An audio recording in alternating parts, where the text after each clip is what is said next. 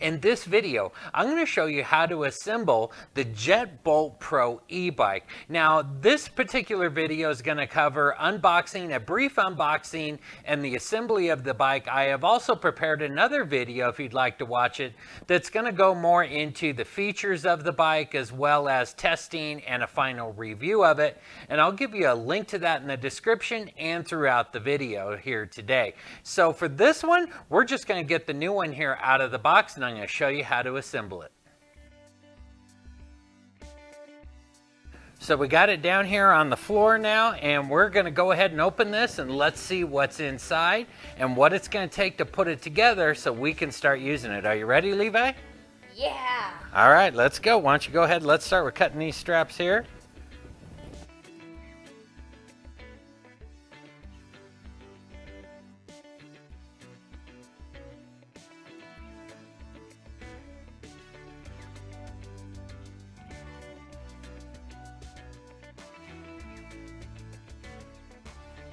So we got everything taken out of the box, we got it out of the packaging, which by the way is very well packaged.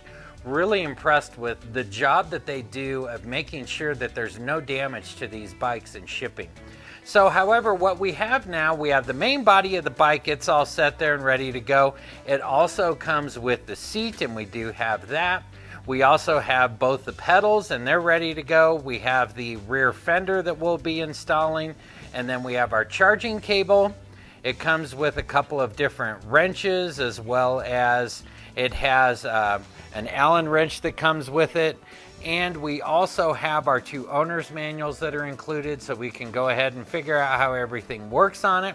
The kids are dying to give this thing a try out, so what we're going to do now is we're going to go ahead and start putting our accessories on and get it charged up. Now, to be honest with you, you can install using these tools. I've played with it, it does work, but I'll tell you what, save yourself some time, run out to the garage, get yourself a longer 5mm Allen. You're going to find that to be way easier when you go ahead and install your fender. I also picked up a 10mm wrench, a 15mm wrench, and a nice Phillips screwdriver so I can easily get in and do the work we need to do. So let's start with putting the pedals on the bike. Now you'll notice that when you get your pedals out, they're going to be labeled right and left, and the reason for that is on the right hand side pedal, and by the way, when it says right and left, that is this as if you were sitting on the bike. So it's on the right hand side when you're sitting on the bike. But on the right hand side, the reason they're labeled is because on the right side you're going to actually turn it clockwise or to the right to tighten it. But on the left hand side or your left pedal, you will actually turn it counterclockwise or to the left to actually tighten it. It's going to be reversed than normal. So that's something to keep in mind, and that's why the pedals are actually labeled. So what we're going to do is we're going to go ahead and let me show you how to put the pedals on.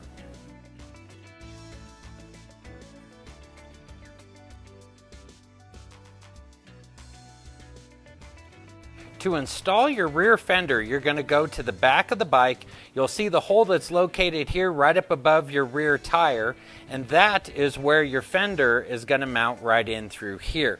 Now what you're going to do is you're going to take that socket nut here, or that stud that's been included with it. You're going to take the nut off, and you're going to want to have your washer and your socket head on that end, and you're going to have your washer and the nut on the back side.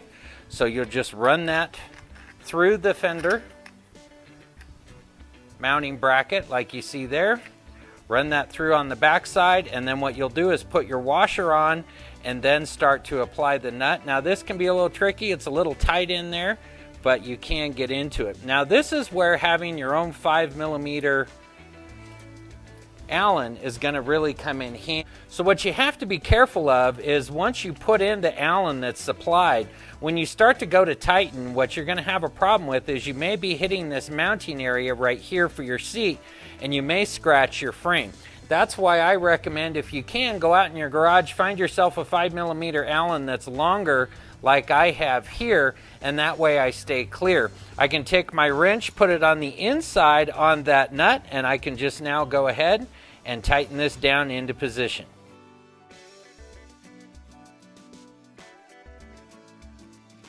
To install your seat is very easy. You're just going to grab this handle located right here on the side, pull it out, place your seat post down in to the mounting area, and then just lock it back into position. Now from the factory, you'll see here they don't come tightened down, so you're going to need to adjust that. And on this side over here, there's a nut. So what you'll do is just bring the handle back out, give it a few turns again to the right to tighten that up a bit, place your seat post back into position, clamp down your clamp and see if that will hold for you, and that does great. To mount your rear light, it's a rubber ring that stretches around the frame of the bike, and then it has this clip in here that it just locks into. Now what you're going to want to do is place that below your seat frame area here, so that way when you do lower your seat when you go into storage, you don't damage your light or you don't have to take it off. So this just wraps around, and then you'll pull this other piece over, and then it will actually just go back inside of there and click into position, and your light's done. To raise your handlebar up into the riding position, you're just going to grab it down here, raise it all the way up until it comes to a stop here on the frame, and then reach over here and lock the securing handle into position. And now you're ready to ride. To fold your handle back down, you'll just grab that handle once again, pull it outward, and fold your handlebar back down against the wheel.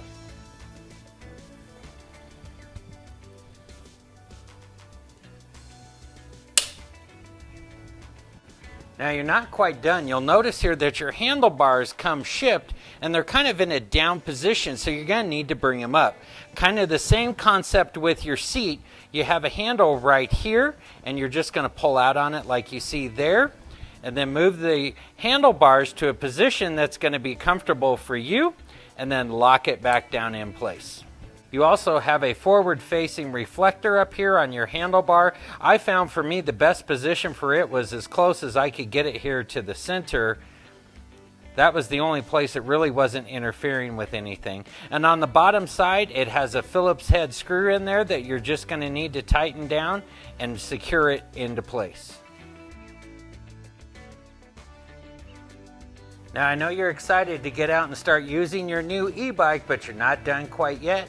You want to make sure that it has a full charge. Now your charging port is located on the left-hand side up above where your pedal is, and it's located right in here. It has a rubber cover.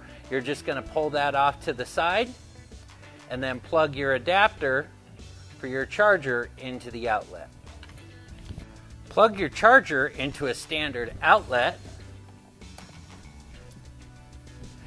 and your charger has an indicator right on here. So we now have a red light, so we know that we need to go ahead and let this charge up, and when this goes green, we're ready to ride.